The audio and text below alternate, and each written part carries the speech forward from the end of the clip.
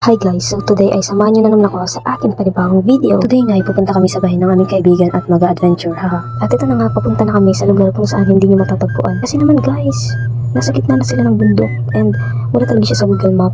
We tried to find, hinanap namin siya sa Google Map pero wala talaga. Kaya ang ginawa namin is, tinawagan namin yung isa naming kaibigan na may alam sa lugar. Then ayun, kaya nakapunta kami. Hindi ako galit guys, I'm just explaining.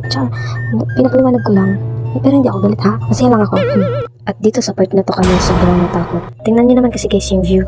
Parang isang pagkakamali mo lang makikita mo na si San Pedro. Pero scary talaga siya guys kapag first time nyo. Pero kapag pangalawa na siguro hindi naman na kasi alam niyo na yung daan. Tsaka mawawalan rin talaga kayo ng signal kaya sobrang nakakatakot. Pero syempre mga feeling adventurer kami kaya tinuloy na namin. Kung gusto niyo pumunta guys at itry, dito lang yan sa Tilnac, Pasakaw, Camarines Sur. At dito sa daan na to siguro abutin kayo ng 10 minutes bago makarating sa baryo ng Tilnac. Ang ingay nga ng kapatid ko dyan, lahat ata ng santo natawag niya na sa sobrang kaba. After 2 hours nga ng biyahe ay finally andito na kami sa baryo ng Tilnac. At maglalakad na naman kami for 20 minutes para pumunta sa bahay ng kaibigan namin. Sa sobrang layo nga ng bahay nila, pati sapa, tinatawid na namin. Siguro pag may order di mo sabi, rider po, ang mabalik. Never again. Kung mahilig na kayo sa nature, sobrang magagandahan kayo dito sa view. Hindi lang sa view, pati sa nagvi-video, charis.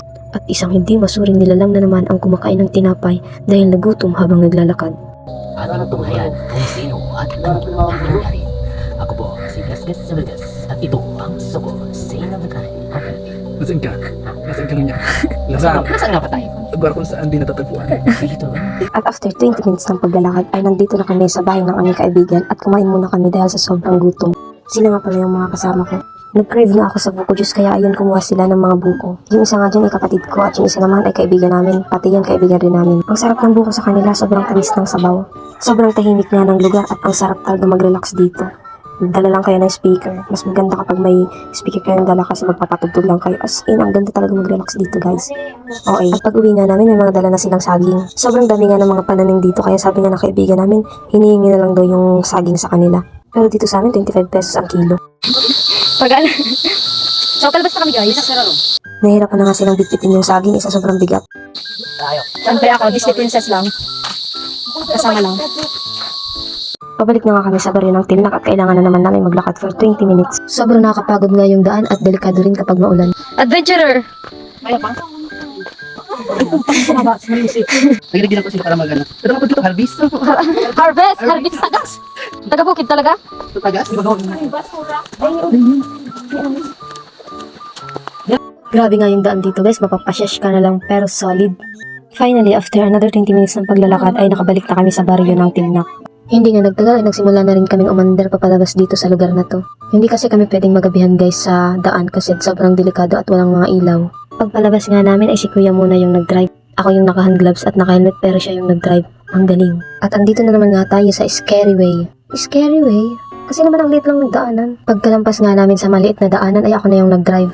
At habang nasa biyahe kami, naisipan nga namin mag-stop muna sa may dagat kasi dadaanan lang naman namin. Hihintayin namin yung sunset. Mga nature lover at ikaw naman, backride ka muna.